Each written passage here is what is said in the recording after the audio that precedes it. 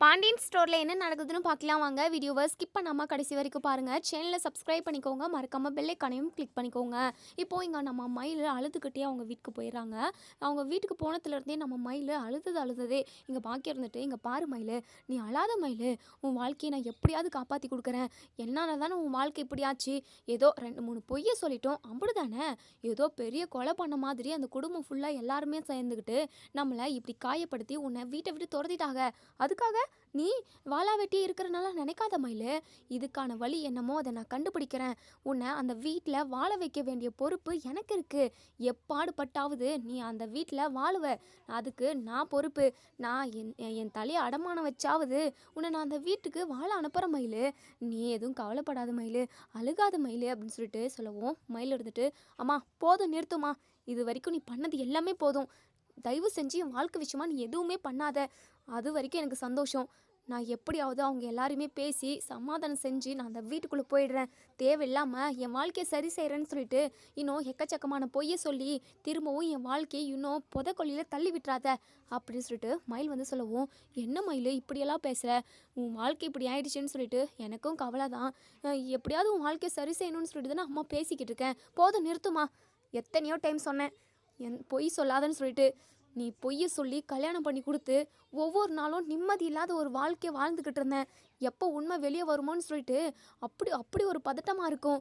அப்படி ஒரு வாழ்க்கையே வாழ்ந்துக்கிட்டு இருந்தேன். ஆனால் அந்த குடும்பத்தில் உள்ளவங்க எல்லாருமே ரொம்ப நல்லவங்க தான். நம்ம இப்படி பொய் சொன்னதால மட்டும்தான் அவங்க என்னை வீட்டை விட்டு வெளியே அனுப்புனாங்களே தவிர மற்றபடி அவங்க மேலே எந்த தப்புமே இல்லை அப்படின்னு சொல்லிட்டு உடனே பாக்கியத்துக்கு கோவம் வருது. என்னடி அப்போது உன் புருஷன் வீட்டு ஆளுங்க எல்லாருமே ரொம்ப நல்லவங்க, நான் கெட்டவளாயிட்டேன்ல. உனக்கு ஒரு நல்லதை நடத்தி வைக்கணும், நீ கல்யாணம் பண்ணிக்கிட்டு நீ சந்தோஷமாக குடும்பம் குட்டின்னு இருக்கணும்னு சொல்லிட்டு தானே ஆசைப்பட்டு தானே உனக்கு ஒரு கல்யாணத்தை 1000 பொய் சொல்லியாவது கல்யாணம் பண்ணி வைக்கலான்னு சொல்லுவாங்க. ஏதோ 2-3 பொய் சொல்லி கல்யாணத்தை பண்ணி வச்சேன். ஆனால் இப்படியெல்லாம் நடக்கும்னு எனக்கு தெரியுமாடி? ஆமாம், பொய் சொன்னால் அந்த உண்மை ஒரு நாளைக்கு வெளியே வரும், அதனால் பிரச்சனை வரும்னு சொல்லிட்டு சின்ன குழந்தைக்கு கூட தெரியும், உனக்கு இன்னுமே தெரியாது. உன்னால தான் என் வாழ்க்கை இப்படி கெட்டு கிடக்கு அப்படின்னு சொல்லிட்டு இங்கே நம்ம மயில் பயங்கரமாக டென்ஷன் ஆகிக்கிட்டு இருக்காங்க. பாக்கியம் மனசுக்குள்ளேயே நினைக்கிறாங்க, ஏதாவது பண்ணியாச்சு மயிலோட வாழ்க்கையை சரி செய்யணும் அப்படின்னு சொல்லிட்டு பயங்கரமாக யோசிச்சுக்கிட்டு இருக்காங்க.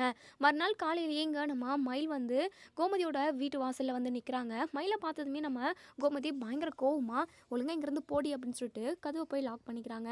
அத்தை, நீங்கள் கதவை திறக்கிற வரைக்குமே நான் இங்கே தான் இருப்பேன். கண்டிப்பாக நான் அந்த வீட்டுக்குள்ளே தான் இருப்பேன். நான் இங்கேருந்து போகவே மாட்டேன் அத்தை. வெயில் மழைன்னு என்ன வந்தாலும் சரி, நான் இந்த இடத்த விட்டு நகர மாட்டேன். நான் மாமா கூட ஒன்று சேர்ந்து வாழணும் அத்தை. தயவு செஞ்சு என்னை ஏற்றுக்கோங்க. நான் பண்ணினது எல்லாமே ரொம்ப ரொம்ப தப்பு தான். நான் சொன்னது மிகப்பெரிய பொய், மிகப்பெரிய தப்பு தான். அதுக்கு என்ன வேணாலும் தண்டனை கொடுங்க. ஆனால் இந்த வீட்டை விட்டு மட்டும் என்னை அனுப்பிடாதீங்க. தயவு செஞ்சு எல்லாருமா என்னை மன்னிச்சு ஏற்றுக்கோங்க அப்படின்னு சொல்லிட்டு எங்கள் மயில் பயங்கரமாக கதறி அழுதுகிட்டு இருக்காங்க. இங்கே நம்ம சரவணன் இது எல்லாத்தையுமே உள்ளே நின்று கேட்டுக்கிட்டு இருக்கவும், இன்னொரு சைடு இங்கே கோமதி இருந்துட்டு பாக்கியத்துக்கு கால் பண்ணி, உங்களுக்கெல்லாம் கொஞ்சம் கூட சூடு சொரணம் இல்லையா? உங்களுக்கு கொஞ்சமாவது அறிவு இருக்கா இல்லையா? அதான் நீங்கள் எக்கச்சக்கமான பொய்யை சொல்லி எங்கள் குடும்பத்தவே ஏமாற்றி என் பிள்ளையோட வாழ்க்கையை கெடுத்து வச்சுட்டீங்க. இது பத்தாதுன்ட்டு உங்கள் பொண்ணை எங்கள் வீட்டுக்கு அனுப்பி இங்கே அந்த அவள் அராஜகம் பண்ணிக்கிட்டு இருக்கா. ஒழுங்கு மரியாதையாக உங்கள் பொண்ணை வந்து கூட்டிகிட்டு போங்க, இல்லைனா என்ன பண்ணணும்னு எனக்கே தெரியாது அப்படின்னு சொல்லிட்டு கோமதி ஃபோனை கட் பண்ணிடுறாங்க. இப்போது நம்ம பாக்கியம் ரொம்பவே பதட்டமாக இப்போது இங்கே கோமதியோட வீட்டுக்கு வராங்க. இங்கே நம்ம மயில் அழுதுகிட்டு பேசிக்கிட்டு இருக்கவும் இப்போ தான் நம்ம சரவணன் இருந்துட்டு பொறுமை இல்லாமல் வெளியே வராங்க. மாமா ப்ளீஸ் மாமா, என்னை மன்னிச்சிருங்க மாமா, தயவு செஞ்சு என்னை மன்னிச்சிருங்க மாமா. இதுக்கப்புறம் நான் எந்த பொய்யுமே சொல்ல மாட்டேன். அது மட்டும் இல்லாமல் நீங்கள் என்ன சொன்னாலும் அதை கேட்டு மட்டும் தான் நடக்குவேன். மற்றபடி நீங்கள் கிழிச்ச கோட்டை தாண்ட கூட மாட்டேன். தயவு செஞ்சு என்னை ஏற்றுக்கோங்க மாமா அப்படின்னு சொல்லிட்டு இங்கே மயில் கதறவும் இங்கே சரவணன் இருந்துட்டு, ஏய் இங்கேருந்து போயிடு, நீ மட்டும் இங்கேருந்து போகல அப்படின்னா நான் செத்துருவேன் அப்படின்னு சொல்லிட்டு, ஐயோ மாமா அப்படிலாம் பேசாதீங்க மாமா ப்ளீஸ் மாமா அப்படின்னு சொல்லிட்டு மயில் அழுகவும், இங்கே பாருடி, உன்னுடைய நாடகத்தெல்லாம் நான் கேட்க விரும்பலை. நீ மட்டும் இங்கே கொஞ்சம் நேரத்தில் கிளம்பல, இல்லை பிரச்சனை பண்ணிக்கிட்டே இருந்த அப்படின்னா நான் செத்துருவேன். அதுக்கு காரணம் எல்லாமே உங்கள் குடும்பம் தான் அப்படின்னு சொல்லிட்டு எழுதி வச்சுட்டு சாக வேண்டி. நான் செத்ததுக்கப்புறம் உங்கள் குடும்பத்தவே போலீஸ் பிடிச்சிட்டு போகும். இதெல்லாம் தேவையா? தேவையில்லாமல் எந்த பிரச்சனையும் வேண்டாம், ஒழுங்காக இங்கிருந்து போடி அப்படின்னு சொல்லிட்டு உடனே இங்கே பாக்கி இருந்துட்டு, உங்களுக்கு கொஞ்சமாவது மனசாட்சி இருக்கா மாப்பிள்ள? எதுக்காக இப்படி என் பொண்ணை விரட்டி அடிக்கிறீங்க? பாவம் அவ சொன்ன பொய்க்கு இப்போ மன்னிப்பு கேட்குறாள்ல, மன்னிச்சு ஏற்றுக்க வேண்டியது தானே. அதை விட்டுட்டு என்னென்னமோ பேசிக்கிட்டு இருக்கீங்க. என் பொண்ணோட வாழ்க்கையை நாசம் பண்ணிட்டீங்க. இப்போது நீங்கள் செத்துட்டு அதுக்கு காரணம் நாங்கள் தான் சொல்லிட்டு பழி போட்டுட்டு செத்து போகலான்னு இருக்கீங்களா அப்படி இப்படின்னு சொல்லிட்டு இங்கே பாக்கியம் கேட்கவும், இங்கே பாருங்கள், உங்ககிட்ட பேசுகிறதுக்கு எனக்கு ஒன்றுமே கிடையாது. இங்கேருந்து நீங்கள் இடத்த காலி பண்ணீங்க அப்படின்னா அதுவே எனக்கு போதும். தேவையில்லாமல் எங்கள் வீட்டு வாசலில் நின்று எதுக்காக இப்படி சத்தம் போட்டுக்கிட்டு இருக்கீங்க, அக்கம் பக்கம் இருக்கிறவங்கெல்லாம் என்ன நினைப்பாங்க அப்படின்னு சொல்லிட்டு உடனே பாக்கி இருந்துட்டு, சத்தியமாக மாப்பிள்ள நான் சொல்கிறேன் பாரு அப்படின்னு சொல்லிட்டு மண்ணை வாரி தூவி, நீங்களாம் நல்லாவே இருக்க மாட்டீங்க, நீங்களாம் நாசமாக போயிடுவீங்க, என் பொண்ணை இப்படி கலங்க வைக்கிறீங்களே, கண்டிப்பாக நீங்கள் நல்லாவே இருக்க மாட்டீங்க அப்படின்னு சொல்லிட்டு உடனே இங்கே நம்ம சரவணன் இருந்துட்டு, இங்கே பாருங்கள் உங்களோட சாபமெல்லாம் எங்களுக்கு பழிக்கவே பழிக்காது, ஏன்னா நீங்கள் போய் ஃப்ராடு பிடிச்சவங்க, நாங்கள் என்றைக்குமே மற்றவங்களுக்கு கெடுதல் செஞ்சதே கிடையாது, நானாக இருக்கட்டும் ஏன் என் வீட்டில் உள்ள எல்லாருமே அப்படி தான், ஒரு எறும்புக்கு கூட நாங்கள் துரோகம் நினச்சிருக்க மாட்டோம், ஆனால் நீங்கள் ஒட்டு மொத்தமாக சேர்ந்து எங்கள் குடும்பத்தையே நீங்கள் ஏமாத்திருக்கீங்க, அதுக்கான தண்டனையை அந்த கடவுள் கொடுப்பாரு, நீங்கள் தேவையில்லாமல் சும்மா சாபமெல்லாம் விட்டுக்கிட்டு இருக்காதீங்க, ஏன்னா அதுதான் பழிக்கவே பழிக்காதே, இங்கேருந்து இடத்த விட்டு காலி பண்ணுறீங்களா இல்லையே, அதுக்கப்புறம் நான் எதனா பண்ணட்டுமா அப்படின்னு சொல்லிட்டு நம்ம சரவணன் பயங்கர கோவமாக பேசவும் உடனே நம்ம பாக்கியம் இருந்துட்டு, இங்கே பாரு மயிலு, அதான் இவங்கெல்லாம் இப்படி பேசுகிறாங்களே, உன்னை அவங்கெல்லாம் ஏற்றுக்க மாட்டாங்க மயிலு, வா மயிலு நம்ம போகலாம் அப்படின்னு சொல்லிட்டு, இல்லைம்மா நான் மாமா கூட தான் இருப்பேன் அப்படின்னு சொல்லிட்டு, இங்கே பாருடி மாமனும் இல்லை புருஷனும் இல்லை, மாமியார் மாமனார் யாருமே இல்லடி உனக்கு, எதுக்காக இப்படி அடம் பிடிச்சிக்கிட்டு இருக்க, வா மயிலு அப்படின்னு சொல்லிட்டு இங்கே நம்ம மயிலை வந்து கையை பிடிச்சி இழுத்து கூட்டிகிட்டு போகிறாங்க. இப்போது இங்கே நம்ம மயிலும் பாக்கியமும் ரோட்டில் பயங்கரமாக அழுந்துக்கிட்டே நடந்துட்டு போய்கிட்டு இருக்காங்க. சக்திவேலும் முத்துவேலும் அப்போ தான் வராங்க. இவங்கள பார்த்ததுமே நம்ம சக்திவேல் இருந்துட்டு, அண்ணே வண்டி நிறுத்துண்ணே அப்படின்னு சொல்லிட்டு, எதுக்குடா அப்படின்னு சொல்லவும், இல்லைண்ணே நீ வண்டி நிறுத்து அப்படின்னு சொல்லிட்டு சக்திவேல் சொல்கிறாங்க. அதுக்கப்புறம் சக்திவேல் வந்து இங்கே பாக்கியத்துக்கிட்ட, என்னம்மா அந்த குடும்பத்தில் உள்ளவங்க உன் பொண்ணை ஏற்றுக்கலையாம்மா அப்படின்னு சொல்லி கேட்கவும், என்ன பண்ணுறதுங்க, அவங்கள நம்பி என் பொண்ணை கொடுத்தேன், ஆனால் இன்றைக்கி என் பொண்ணோட வாழ்க்கையே இப்போ கெட்டு போயிடுச்சு, என் பொண்ணோட வாழ்க்கையை எப்படி சரி செய்கிறதுனே தெரியலைங்க, அந்த குடும்பத்தில் எப்படியாவது வாழ வைக்கணும்னு நினைக்கிறேன், அதுக்கு என்ன வழினே எனக்கு தெரியலைங்க அப்படின்னு சொல்லிட்டு உடனே சக்திவேல் சொல்கிறாங்க, இங்கே பாருங்கம்மா நீங்களாம் கவலையப்படாதீங்க, இப்போல்லாம் வரதட்சணை கொடுமைன்னு சொல்லிட்டு ஒரே ஒரு புகார் கொடுத்தா போதும், அந்த குடும்பமே ஜெயிலுக்கு தான், அதுக்கப்புறம் நீங்கள் என்ன சொல்கிறீங்களோ அதுக்கு தான் அவங்க தலி ஆட்டணும், அந்த மாதிரி இப்போது நடந்துக்கிட்டு இருக்குமா, பெண்களுக்கு போலீஸ் பாதுகாப்பாக இருப்பாங்க, பெண்களுக்கு தேவையானது எல்லாத்தையுமே செஞ்சு கொடுப்பாங்க, அது மட்டும் இல்லாமல் உங்களுக்காக நான் இருக்கேன், போலீஸ் ஸ்டேஷனில் உங்களுக்காக நான் பேசுகிறேன், நீங்கள் வாங்க வரதட்சணை கொடுமைன்னு சொல்லிட்டு ஒரே ஒரு கேஸை போடுவோம், அதுக்கப்புறம் அந்த பாண்டியன் பரதேசியையும் அந்த சரவணன், அதான் அந்த பாண்டி பரதேசி பையன் பெற்று வச்சுருக்கானே சரவணன், அவங்க 2 பேரையும் ஒரு 4 தட்டு தட்டினாங்கன்னா அதுக்கப்புறம் அவங்க வழிக்கு வந்துடுறாங்க, அதுக்கப்புறம் வழினா வந்து உங்கள் காலில் விழுந்து மன்னிப்பு கேட்டு உங்கள் பொண்ணை எங்கள் வீட்டிலே இருக்கட்டும், என் பையன் கூட ஒன்று சேர்ந்து வாழட்டும்னு சொல்லிட்டு அந்த பாண்டி பரதேசி பையன் சொல்லுவாங்க, அந்த அளவுக்கு நம்ம மிரட்டி விடணும் அவங்கள, நான் இருக்கேங்க உங்கள் பக்கம் வாங்க அப்படின்னு சொல்லிட்டு உடனே இங்கே முத்துவேல் இருந்துட்டு, டே சக்தி இதெல்லாம் தேவையில்லாத வேலைடா, நமக்கு எதுக்கு, நமக்கே 1008 பொழப்பு இருக்குது, அந்த சோழியை பார்த்துட்டு நம்ம பாட்டுக்கு போவோம், நீ எதுக்காக தேவையில்லாமல் இந்த விஷயத்தில் மூக்க நுழைக்கிற அப்படின்னு சொல்லுவோம், அண்ணா நீங்கள் மில்லுக்கு போங்கண்ணே, நீங்கள் போயிட்டு வேலையை பாருங்கள், நான் இந்த கொஞ்சம் வேலையை முடிச்சுட்டு வந்துடுறேன், இந்த பரதேசி ஏதாவது பண்ணணும் இல்லைண்ணே, பாவம் பொம்பளை பிள்ளை, இந்த பொம்பளை பிள்ளையோட வாழ்க்கை கெட்டு போச்சுன்னா பெற்றவங்க என்ன பண்ணுவாங்க, அண்ணா இதெல்லாம் உனக்கு புரியாதுண்ணே, நீ போன நான் வரேன் அப்படின்னு சொல்லிட்டு எங்கள் முத்துவேலை வந்து சக்திவேல் அனுப்பி விட்டுறாங்க. இப்போது நம்ம பாக்கியத்தையும் மயிலையும் நேராக போலீஸ் ஸ்டேஷன் கூட்டிகிட்டு போகிறாங்க. போகிற வழியில் நம்ம மயில் வந்து, அம்மா இந்த கேஸு போலீஸ் ஸ்டேஷன் அது இதுன்னு எதுவுமே வேண்டாம்மா, அவங்க மேலே தான் எந்த தப்புமே இல்லையே அப்படின்னு சொல்லுவோம், ஏய் சும்மா வாடி, அவங்க மேலே தப்பு இல்லை தான், அது எனக்கும் தெரியும்டி, ஆனால் நீ அந்த வீட்டில் போயிட்டு வாழணும்ல, அதுக்கு ஏதாவது வழி பண்ணணும்ல, நீ எதுவுமே பேசக்கூடாது, நான் எல்லாமே அந்த போலீஸ்கிட்ட சொல்கிறேன், நீ மண்டியை ஆட்டுறேனே அப்படின்னா மட்டும் போதும்டி அப்படின்னு சொல்லிட்டு பாக்கியம் வந்து சொல்கிறாங்க. அம்மா என்னம்மா தேவையில்லாமல் பிரச்சனை இன்னும் பெருசாகிடுமோன்னு பயமாக இருக்குமா அப்படின்னு சொல்லிட்டு, ஏ மயிலு அப்படிலாம் எதுவும் ஆகாதுடி, நீ சரவணன் கூட ஒன்று சேர்ந்து வாழணுமா வேண்டாமா அப்படின்னு சொல்லி கேட்கவும், எனக்கு வாழணும் தான்ம்மா, அதுக்காக இப்படியெல்லாம் பண்ண வேண்டாம்மா, இன்னும் அவங்களோட கோவம் அதிகமாச்சுன்னா என்னம்மா பண்ண முடியும் அப்படின்னு சொல்லிட்டு உடனே இங்கே மயிலு அப்படியெல்லாம் பார்த்த அப்படின்னா உன் வாழ்க்கை சரியே ஆகாது, உன்னை கடைசி வரைக்கும் மாப்பிள்ளை வந்து கூப்பிடவே மாட்டார், இப்போது போலீஸ் ஸ்டேஷனில் நம்ம கம்ப்ளைண்ட் பண்ணோம் அப்படின்னா ஏதா இவர் சொல்கிற மாதிரி அவங்கள ரெண்டு தட்டு தட்டி உன்னை அந்த வீட்டில் போயிட்டு வாழ சொல்லுவாங்கடி, இப்படி நடக்கிறதுக்கும் நிறைய வாய்ப்பு இருக்குல்ல, அப்புறம் கொஞ்சம் கொஞ்சமாக நீ மாப்பிள்ளையோட மனசை பேசி சரி செஞ்சிருடி அப்படின்னு சொல்லிட்டு, என்னமோ சொல்கிறம்மா, ஆனால் இதெல்லாம் சரியாக வருமானு எனக்கு தெரியல அப்படின்னு சொல்லிட்டு, எல்லாம் சரியாக வரும் வா நீ அப்படின்னு சொல்லிட்டு போகிறாங்க. இப்போது இங்கே போலீஸ் ஸ்டேஷனுக்கு போகிறாங்க. இப்போது சக்திவேல் வந்துட்டு போலீஸ்கிட்ட, சார் இந்த குடும்பத்துக்கு மிகப்பெரிய அநியாயம் நடந்திருக்கு, கொஞ்சம் ஒருத்தவங்க மேலே கேஸ் போடணும், அப்படின்னு சொல்கிறாங்க. என்ன கேஸு, ஃபஸ்ட்டு என்ன நடந்தது, என்ன பிரச்சனைன்றதை ஃபஸ்ட்டு சொல்லுங்கள் அப்படின்னு சொல்லிட்டு அந்த போலீஸுமே சொல்கிறாங்க. அந்த போலீஸ் வந்து உண்மையாகவே ரொம்பவே நேர்மையானவங்க. எந்த பக்கம் நியாயம் இருக்கோ அந்த பக்கம் தான் நிற்பாங்க. இப்போது இங்கே நம்ம பாக்கியம் வந்து சொல்ல ஆரம்பிக்கிறாங்க. இப்படி என் பொண்ணை கல்யாணம் பண்ணி கொடுத்து 2 வருஷம் ஆகுதுங்க. என் பொண்ணுக்கு நாங்கள் 80 பவுன் நகை கூட போட்டோங்க. என்ன ஒன்று, ஒரே ஒரு விஷயந்தான் பொய் சொல்லிட்டோம். என்னென்னா வயசு ஒரு 2 வயசு அதிகமாக இருக்குது, ஆனால் கம்மியாக இருக்குதுன்னு சொல்லிட்டோம். மற்றபடி நாங்கள் வேறு எந்த பொய்யுமே சொல்லலை சார். இப்படி இது பொய்யே சொல்லிட்டீங்களே அப்படின்னு சொல்லிட்டு என் பொண்ணை வீட்டை விட்டு வேணுமுன்னே துரத்தி விட்டுட்டாங்க. வீட்டுக்குள்ளேயே சேர்த்த மாட்டேங்கிறாங்க. என் பொண்ணு வேறு அழுதுகிட்டே இருக்கா. பாவம், அவள் எந்த பாவம் பண்ணாதவ. இப்படி அந்த குடும்பமாக சேர்ந்து என் பொண்ணோட வாழ்க்கையவே கெடுக்க பார்க்குறாங்க. அந்த வீட்டில் என் பொண்ணு இருக்கணும், என் பொண்ணு அவள் புருஷனோடு ஒன்று சேர்ந்து வாழணும். என் பொண்ணோட புருஷனையும் அவங்க அப்பாவையும் கொஞ்சம் போலீஸ் ஸ்டேஷனுக்கு கூட்டிகிட்டு வந்து அவங்களுக்கு புரிகிற மாதிரி கொஞ்சம் எடுத்து சொல்லுங்கள். அப்படி புரியலனா ஒரு 4-5 தட்டை தட்டி கொஞ்சம் புரிய வைங்க. அதுக்கப்புறம் என் பொண்ணை வந்து அவங்களா கூட்டிகிட்டு போகணும். தயவு செஞ்சு பண்ணுறீங்களா? அது மட்டும் இல்லாமல் என் பொண்ணுக்கு வரதட்சணை கொடுமையே இருக்குது. இப்படி 80 பவுன் தான் போட்டிருக்காங்க. 300-400 பவுன் வந்தே ஆகணும், இல்லைனா நீ உங்கள் அம்மா வீட்டிலே தான் இருக்கணும்னு சொல்லிட்டு அவங்க எல்லாருமே மிரட்டுறாங்கங்க.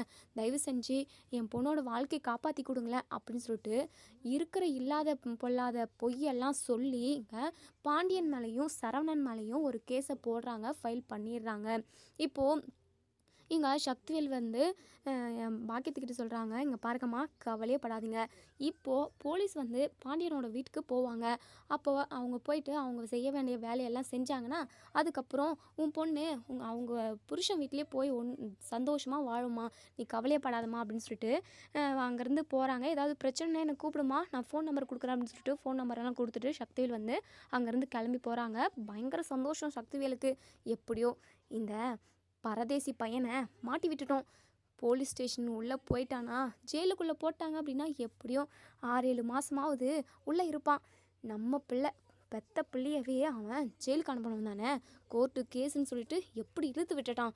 இன்றைக்கி அவனும் அவங்க குடும்பமும் அனுபவிக்கிட்டோம் அப்படின்னு சொல்லிட்டு இங்கே சக்திவேல் வந்து சந்தோஷமாக அங்கேருந்து போகிறாங்க.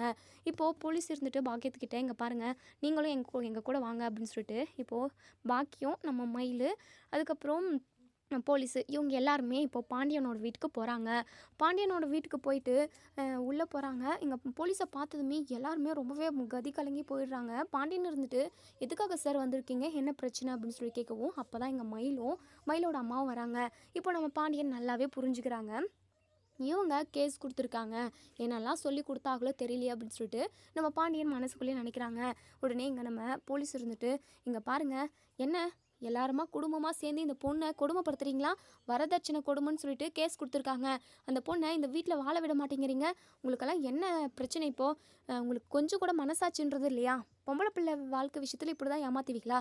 ஏன் 80 பவுன் பத்தலையா உங்களுக்கு? இன்னும் 300-400 பவுன் வேணுமா என்ன? உங்களுக்கு அவ்வளோ கேட்குதா என்ன? அந்த அளவுக்கு நீங்கள் வசதியாக இருக்கீங்க.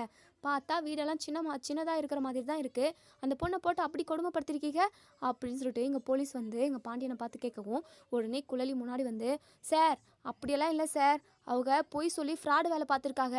அவங்க பண்ண தப்புக்காக தான் அவங்கள வீட்டை விட்டு துரத்தணுமே தவிர வரதட்சணை கேட்டெல்லாம் நாங்கள் கொடுமை பண்ணல சார் அப்படின்னு சொல்லிட்டு உடனே இங்கே வாக்கி இருந்துட்டு, சார் இவங்க சொல்கிறதெல்லாம் நம்பாதீங்க சார், இவங்க பொய் சொல்கிறாங்க.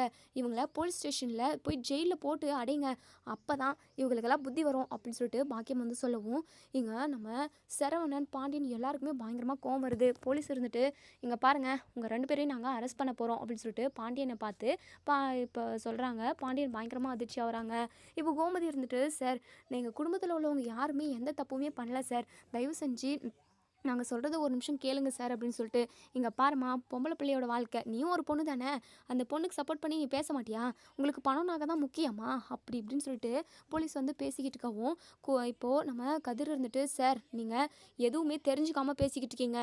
என்ன சார், நீங்கள் அரெஸ்ட் பண்ணணும்னு சொல்லிட்டா நாங்கள் உங்கள் கூடவே வந்துடணுமா அப்படின்னு சொல்லிட்டு கதிர் வந்து கோவத்தில் பேசிடவும், இங்கே போலீஸுக்கு பயங்கரமாக கோவம் வந்துடுது. என்னடா எனவே எதிர்த்து பேசுகிறியா? இங்கே பார், உங்களெல்லாம் ஜெயிலில் போட்டால் தான் கரெக்டாக இருக்கும் அப்படின்னு சொல்லிட்டு பாண்டியனை சரவணனை கதிர். இவங்க 3 பேரையுமே அரெஸ்ட் பண்ணி கூட்டிகிட்டு ஜெயிலுக்கு போயிடுறாங்க. அதாவது போலீஸ் ஸ்டேஷன் போயிடுறாங்க. இப்போது பின்னாடியே நம்ம கோமதி ஃபேமிலியில் உள்ள எல்லாருமே வந்துடுறாங்க. இப்போது எங்கள் பாக்கியமும் மாணிக்கம் நம்ம மயில் 3 பேரும் ஜெயிலுக்கு அதாவது போலீஸ் ஸ்டேஷனுக்கு வந்துடுறாங்க. இப்போது எங்கள் பாக்கியம் இருந்துட்டு போலீஸ்கிட்ட போயிட்டு, சார் அவங்கள எதுவும் அதாவது அவங்க ஜெயிலுக்குள்ளே இருக்கக்கூடாது அப்படின்னா அவங்க வந்து என் பொண்ணை ஏற்றுக்கணும் சார். என் பொண்ணு வந்து அந்த வீட்டில் சந்தோஷமாக வாழ்ந்தால் சரி, எந்த ஒரு கொடுமையும் இல்லாமல். அப்படி இல்லை அதெல்லாம் முடியாது அப்படின்னாங்கன்னா இவங்க 2 பேரும் 3 பேரும் ஜெயிலே இருக்கட்டும் சார். அப்போ தான் இவங்களுக்கெல்லாம் புத்தி வரும். அப்போ தான் இவங்க எந்த ஒரு தப்புமே பண்ணாமல் இருப்பாங்க சார் அப்படின்னு சொல்லிட்டு எங்கள் பாக்கியம் வந்து சொல்கிறாங்க. உடனே இங்கே நம்ம கோமதி இருந்துட்டு, என்னம்மா நீங்கள் இருக்கிற இல்லாத பொய்யெல்லாம் சொல்லி என் புருஷன் மேலேயும் என் பிள்ளைங்க மேலேயும் கேஸை கொடுத்து உள்ளே தள்ளிட்டீங்க சார். இவங்கள பற்றின விஷயமெல்லாம் உங்களுக்கு தெரியாது, எல்லாத்தையுமே நான் சொல்கிறேன் சார் அப்படின்னு சொல்லிட்டு இவங்க அந்த மயில் வந்து 12வது படிச்சிருக்கான்றது தான் உண்மை. ஆனால் எம்ஏ படிச்சிருக்கான்னு சொல்லிட்டு எங்ககிட்ட பொய் சொல்லிட்டாங்க சார்.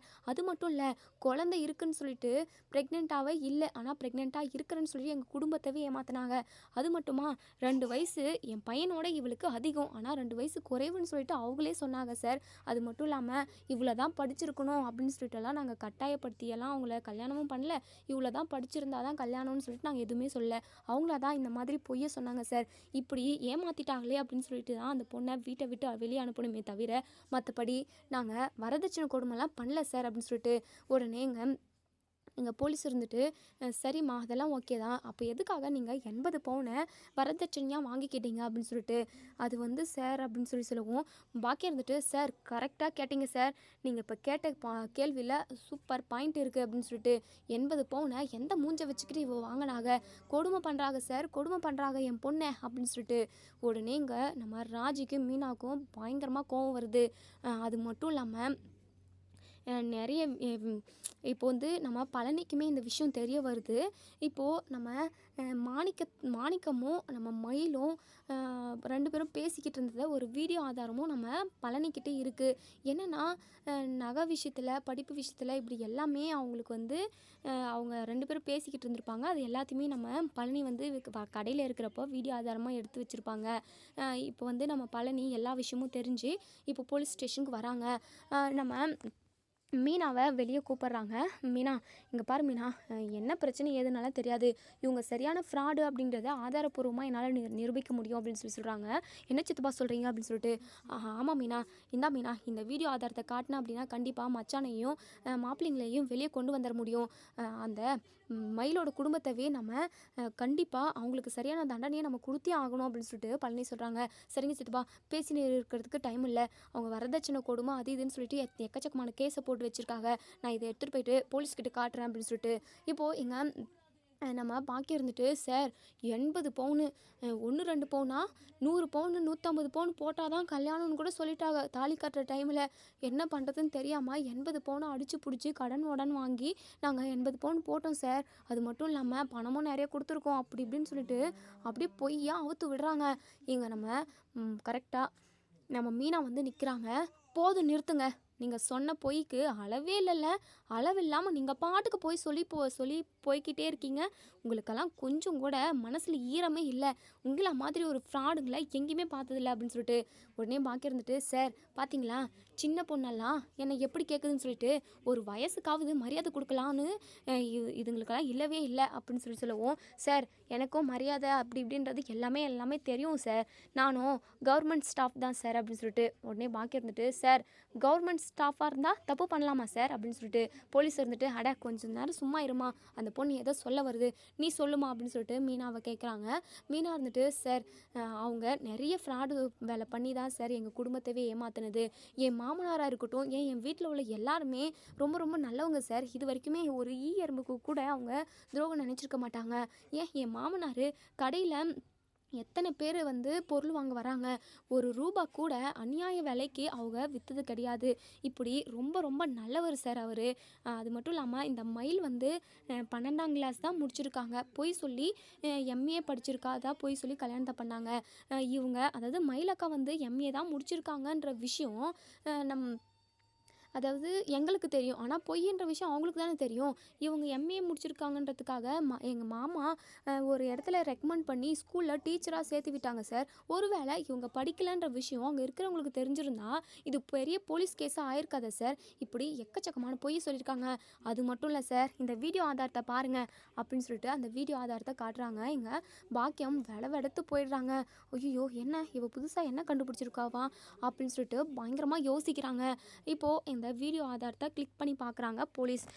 அந்த வீடியோ ஆதாரத்துல வந்து இங்க நம்ம ம் அதாவது நம்ம மாணிக்கமும் மயிலும் வந்து பேசிக்கிட்டு இருப்பாங்க. அப்பா இங்கே பாருங்கப்பா, ஏற்கனவே நீங்கள் 10,000 ரூபாய் மாமாவோட பணத்தை மாமாவுக்கு கொடுக்க வேண்டிய பணத்தை நீங்கள் வாங்கி எனக்கு தீபாவளி சீர் பண்ணிட்டீங்க. நீங்கள் கொடுத்துருங்கப்பா, அது பிரச்சனையே ஏதாவது வரப்போகுது. அது மட்டும் இல்லாமல் ஏற்கனவே நம்ம எக்கச்சக்கமான பொய்யை சொல்லி வச்சுருக்கோம். படிப்பு விஷயம், நான் 12ஆம் கிளாஸ் தான் படிச்சிருக்கேன், ஆனால் எம்ஏன்னு சொல்லி பொய் சொல்லியிருக்கோம். அது மட்டுமா வயசு விஷயத்துலேயும் பொய் சொல்லியிருக்கோம். அதை விட மிகப்பெரிய விஷயம் என்னென்னா 80 பவுனு போட்டதா நம்ம சொல்லியிருக்கோம். ஆனால் அதில் 8 பவுன் மட்டும்தானப்பா தங்கம், மற்றபடி எல்லாமே கவரிங் தானேப்பா. இதெல்லாம் ஒட்டுமொத்தமாக வீட்டில் உள்ளவங்களுக்கு தெரிஞ்சது அப்படின்னா அவ்வளோதான், எம்புட்டு பிரச்சனை வரப்போகுதோ. இங்கே பாருப்பா, இதெல்லாம் இருக்கிறப்போ இன்னும் எதுக்காக இப்படி கடையிலலாம் தேவையில்லாத வேலையெல்லாம் பார்த்துக்கிட்டு இருக்கீங்க? இப்போது கல்லாவிலுமே பணத்தை திருட ஆரம்பிச்சிட்டீங்க. பொருளெல்லாம் வீட்டுக்கும் யாருக்கும் தெரியாமல் எடுத்துகிட்டு போகிறீங்க. இப்படியெல்லாம் பண்ணக்கூடாதுப்பா. இது எல்லாமே ஒட்டுமொத்தமாக தெரிஞ்சிச்சுன்னா என் வாழ்க்கைக்கு தான்ப்பா பிரச்சனை. தயவு செஞ்சு என் வாழ்க்கையை கொஞ்சம் யோசிச்சு பாருங்கள். மாமாவுக்கு சேர வேண்டிய 10,000 ரூபாய் பணத்தை நீங்கள் கொடுத்துருங்கப்பா அப்படின்னு சொல்லிட்டு பேசிக்கிட்டு இருக்காங்க. இதெல்லாம் கேட்ட இங்க போலீஸ் வந்து பயங்கரமாக அதிர்ச்சி ஆகுறாங்க. உடனே இங்கே நம்ம பாக்கி இருந்துட்டு, சார் இவங்கெல்லாம் பொய் சொல்கிறாங்க சார், 80 பவுன் போட்டேன் சார், என் மயில் என்னடி சும்மா இருக்க பேசுடி அப்படின்னு சொல்லிட்டு எங்கள் மயில் எதுவுமே பேசாமல் அழுதுகிட்டே இருக்காங்க. உடனே மீனா இருந்துட்டு, என்னக்கா நீங்கள் ஒரு வார்த்தை கூட மாமாவோட குடும்பத்துக்காக பேச மாட்டேங்கிறீங்கல்ல? உங்களை கட்டின புருஷன் இப்போ ஜெயிலில் இருக்காரு, அதுவும் தப்பு பண்ணியிருந்தா கூட பரவாயில்ல, தப்பு பண்ணாமல் தண்டனை அனுபவிச்சுக்கிட்டு இருக்காங்க. உங்களுக்கே தெரியும்ல, நீங்கள் போட்டுட்டு வந்த நகையில் எல்லாமே கவரிங்கு, 8 பவுன் மட்டும் தான் தங்கன்ற விஷயம் உங்களுக்கே தெரியும். இப்போது நான் வீடியோ ஆதாரமாக எல்லாமே காட்டிட்டேன். இதுக்கப்புறம் உங்கள் மேலே தான் கேஸ் திரும்ப போகுது. வரதட்சணை கொடுமை அது இதுன்னு சொல்லிட்டு மாமா குடும்பத்து மேலேயே கேஸை போட்டு இப்போ குடும்பத்தோடு எல்லாரையுமே ஜெயிலு வரைக்கும் வர வச்சுட்டீங்கல்ல, கொஞ்சம் கூட மனசாட்சி இல்லையாக்கா உங்களுக்கு அப்படின்னு சொல்லிட்டு எங்கள் மயில் திருன்னு முழிக்கிறாங்க. உடனே இங்கே பாக்கி இருந்துட்டு, சார் இவங்கெல்லாம் போய் சொல்கிறாங்க சார், நான் சத்தியமாக 80 பவுன் போட்டேன் சார், நான் என் பிள்ளைக்காக எம்பிட்டு கஷ்டப்பட்டு அந்த நகையெல்லாம் புரட்டி போட்டேன் சார். கல்யாணத்தில் ஊர் முன்னாடி தான் நான் எல்லார் முன்னாடியும் தான் 80 பவுன் போட்டேன். அது மட்டும் இல்லாமல் இவங்க எல்லாருமே சொந்தக்காரவங்கலாம் உரசி பார்க்கணும் அப்படி இப்படின்னு சொல்லிட்டு சந்தேகப்பட்டாங்க. நாங்கள் அப்போ கூட உரசி பார்க்க சொல்லி தான் சார் சொன்னோம். ஆனால் இவங்க யாருமே உரசியே பார்க்கல. நாங்கள் என்ன உரசி பார்க்க வேண்டாமா சொன்னோம்? கவரிங்காக இருந்திருந்தா எங்களுக்கு தானே சார் பயமே. கவரிங் இல்லை சார், எல்லாமே தங்கம் சார். இங்கே பாருங்கள், உங்கள் வீட்டு மருமகளுங்களுக்கு உங்கள் மகனுங்களுக்கெல்லாம் வேலை தொழிலும் ஆரம்பித்து கொடுக்கறதுக்காக என் பொண்ணோட நகையை திருடி நீங்கள் விற்றுட்டு கவரிங் நகையை எல்லாமே வச்சுட்டீங்களா? அப்படி இப்படின்னு சொல்லிட்டு எங்கள் பாக்கியம் கேட்கவும் இங்கே கோமதி இருந்துட்டு, சார் இவங்க ஃப்ராடு பேசுகிறாங்க சார், வீடியோ ஆதாரமே இருக்குது, அவங்க பொண்ணும் அப்பாவும் பேசிக்கிட்டது எல்லாத்தையுமே கேட்டிங்கல்ல, அவங்க பண்ண ஃப்ராடு வேலை மட்டும் இல்லாமல் எங்கள் கடையிலையுமே நிறைய பொருளை திருடியிருக்காங்க. அது மட்டுமா 10,000 ரூபாய் கொடுக்குறது யாரோ எங்களுக்கு கொடுக்க வேண்டிய காசை இவங்களே வாங்கி வச்சுருக்காங்க. இப்படி எக்கச்சக்கமான பொய்யை சொல்லியிருக்காங்க சார். இவங்க ஃப்ராடு, குடும்பமே ஃப்ராடு சார். என் பையனோட வாழ்க்கையை தான் இவங்க எல்லாருமா சேர்ந்து குழி தோண்டி புதைச்சிட்டாங்க சார். தயவு செஞ்சு என் புருஷனையும் என் பிள்ளைங்களையும் வெளியே விட்டுருங்க சார் அப்படின்னு சொல்லிட்டு இப்போது இங்கே வீடியோ ஆதாரமாக இருக்கிறதுனால நம்ம போலீஸுமே யோசிக்கிறாங்க. எப்போவுமே போலீஸ் வந்து நேர்மையாக தான் இருப்பாங்க. இப்போது இங்கே பாக்கியத்து கேட்டேன், இங்கே பாருமா, என்னம்மா ஃப்ராடு வேலை பண்ணிக்கிட்டு இருக்கீங்களா? உங்களை எல்லாருமே தூக்கி நான் ஜெயிலில் போகிறேன் அப்படின்னு சொல்லிட்டு இப்போது நம்ம பாண்டியனை சரவணனை இவங்க எல்லாரையுமே வெளியே விட்டுடுறாங்க. இப்போது பாக்கியம் வந்து ரொம்பவே பதட்டப்படுறாங்க. போலீஸவே கேட்குறாங்க, என்ன சார் நீங்களும் அவங்க பக்கம் தொண போகிறீங்க, என்ன அவங்க உங்களுக்கு காசு எது லஞ்சமாக கொடுத்துட்டாங்களா அப்படின்னு சொல்லிட்டு பாக்கியம் கேட்கவும் இங்கே போலீஸ்க்கு பயங்கரமாக கோவம் வருது. லேடிஸ் போலீஸை கூட்டிகிட்டு வந்து இங்கே பாக்கியத்தை வந்து, இந்த பொம்பளையை உள்ளே பிடிச்சி போடுமா, இந்த பொம்பளை எவ்வளோ பெரிய திருட்டு வேலை பண்ணியிருக்கு, ஒரு குடும்பத்தவே ஏமாற்றிட்டு இந்த போலீஸ் ஸ்டேஷனவே ஏமாற்றணும்னு நினச்சிருக்கு, இந்த அம்மாவை வெளியவே விடக்கூடாது அப்படின்னு சொல்லிட்டு உடனே இங்க மாணிக்கம் இருந்துட்டு, "சார் சார் என் பொண்டாட்டிய விட்டுருங்க சார். தயவு செஞ்சு விட்டுருங்க சார். ஏதோ தெரியாம போய் சொல்லிட்டோம்" அப்படின்னு சொல்லிட்டு. "ஓ! இப்போ தான் வாயிலே வருது. அப்போ நீங்க ஃப்ராட் வேலை தான் பார்த்துருக்கீங்க" அப்படின்னு சொல்லிட்டு உடனே இங்க போலீஸ் இருந்துட்டு, "இல்ல இல்ல அதுக்கான தண்டனைய நீங்க அனுபவிச்சு தான் ஆகணும்" அப்படின்னு சொல்லிட்டு சொல்லிக்கிட்டு இருக்காங்க. இன்னொரு சைடு இங்க நம்ம சரவணன் இருந்துட்டு, "அப்பா அவங்க எப்படியானா இருக்கட்டும் வாங்கப்பா. நம்ம பக்கம் தான் உண்மையும் நேர்மையும் இருக்குன்னு சொல்லிட்டு போலீஸே நம்மள வெளிய விட்டுட்டாங்க. அவங்க இங்கேயே செத்து கிடக்கட்டும்" அப்படின்னு சொல்லிட்டு இங்க நம்ம சரவணன் வந்து பாண்டியன் அவங்க ஃபேமிலியில எல்லாருமே கூட்டிக்கிட்டு வெளியே போகிறாங்க. வெளியே போனால் நம்ம பழனி நின்றுக்கிட்டு இருக்காங்க. உடனே மீனா இருந்துட்டு பாண்டியன் கிட்ட, "மாமா நீங்கள் இப்போ வெளியே வரத்துக்கு காரணமே பழனி சித்தப்பா தான்" அப்படின்னு சொல்கிறாங்க. "என்னப்பா சொல்கிற" அப்படின்னு சொல்லி கேட்கவும், "ஆமாம் மாமா" அப்படின்னு சொல்லிட்டு வீடியோ ஆதாரத்தை கொடுத்ததும் எல்லா விஷயத்தையுமே சொல்கிறாங்க. இப்போது நம்ம பாண்டியன் இருந்துட்டு பழனிக்கிட்ட போயிட்டு, "டே பழனி, உன் மேலே நான் அதாவது உன்னை நான் தப்பாக புரிஞ்சுக்கிட்டேன்டா. 30 வருஷமாக கடையில் வேலை பார்த்துக்கிட்டு இருந்த உன்னை நம்பாமல் இப்போ வந்த மயிலையும் மயிலோட அப்பாவையும் நான் நம்பினேன். ஆனால் அவங்க என் நெஞ்சில் குத்திட்டு போயிட்டாங்கடா. ஆனால் நீ எம்புட்டு பாசமாகவும் விசுவாசமாகவும் வீட்டில் உள்ள எல்லாரையும் பார்த்துக்கிட்டு கடையிலையும் அம்புட்டு வேலையை பார்த்துக்கிட்டு ஒரு ரூபா கூட சம்பளம் வாங்காமல் இருந்தப்பா. ஆனால் உனக்காக நான் சேர்த்தும் வச்சுக்கிறேங்கப்பா. நீ செஞ்சு வேலைக்கு எல்லாத்துக்குமே பணமும் நான் பேங்க்கில் போட்டு வச்சுருக்கேன். அது மட்டும் இல்லாமல் உன்னை துரோகின்னு சொல்லிட்டு வீட்டை விட்டு வெளியே அனுப்பிட்டது ரொம்ப ரொம்ப தப்பு தான்ப்பா. என்னை மன்னிச்சிருப்பா. உன் காலில் கூட விழவா" அப்படின்னு சொல்லுவோம். "ஐயோ மச்சான், அதெல்லாம் வேண்டாம் மச்சான். என்னமோ நீங்கள் ஜெயிலுக்கு போனது என்னால் அது தாங்கிக்க முடியல. அதான் என்கிட்ட ஒரு வீடியோ ஆதாரம் இருந்துச்சு. அது எப்படி தெரியுமா எடுத்தோம்? சரவணன் என்கிட்ட புலம்பிக்கிட்டே இருந்தான். இந்த மாதிரி மளிகை பொருள் எல்லாத்தையுமே திருடிட்டு போகிற மாதிரி எனக்கு ஃபீல் ஆகுது அப்படின்னு சொல்லிட்டு. உண்மையை சொன்னால் நீங்கள் நம்ப மாட்டீங்க அப்படின்னு சொல்லிட்டு என்கிட்ட புலம்பிக்கிட்டு இருந்தான். சரி, வீடியோ ஆதாரமாக எடுத்து உங்ககிட்ட நான் காட்டலான்னு சொல்லிட்டு நினச்சிக்கிட்டு இருந்தேன். ஒரு நாள் கடையில் மயிலும் மயிலோட அப்பாவும் தான் இருந்தாங்க. அப்போது நான் என் ஃபோனை ரெக்கார்ட் மோடில் போட்டுட்டு வெளியே டெலிவரிக்காக போயிட்டுருந்தேன். அப்போ தான் இவங்க இது எல்லாமே பேசியிருக்காங்க. அதுக்கப்புறம் மறுநாளே நமக்குள்ளே சண்டை வந்து என்னை வீட்டை விட்டு வெளியே அனுப்புகிற மாதிரி ஆகிப்போச்சு. சரி, இந்த வீடியோலாம் எதுக்கு காட்டிக்கிட்டு, நான் அப்படியே உங்ககிட்ட பேச வந்தாலுமே நான் பேச வரதை நீங்கள் கேட்கவே மாட்டேங்கிறீங்க. இப்போ வரைக்குமே சொல்கிறேன் மச்சான், சத்தியமாக உங்கள் குடும்பத்துக்காக நான் எப்போவுமே துரோகம் நினச்சதே கிடையாது மச்சான். என் அண்ணனுங்க கடையை ஆரம்பித்து கொடுத்தானுங்க. நான் கடையை நடத்தவே மாட்டேன். நான் பாண்டிய மச்சான் என்ன சொல்கிறாரோ அதை தான் நான் கேட்பேன். அவருக்கு எதிராக நான் எதுவுமே பண்ண மாட்டேன்னு அவர்கிட்ட சண்டை அடித்தேன். ஆனால் நீங்கள் யாருமே என்னை புரிஞ்சிக்காமல் எனக்கு துரோகின்ற பட்டத்தை கட்டி வீட்டை விட்டு துரத்திடுங்க மச்சான். அதுதான் இப்போ வரைக்குமே என்னால் தாங்கிக்கவே முடியல. என்னதான் இருந்தாலும் உங்கள் குடும்பத்துக்கு ஒரு கஷ்டம்னா என்னால் அதை பார்த்துக்கிட்டு சும்மா இருக்க முடியாது மச்சான்.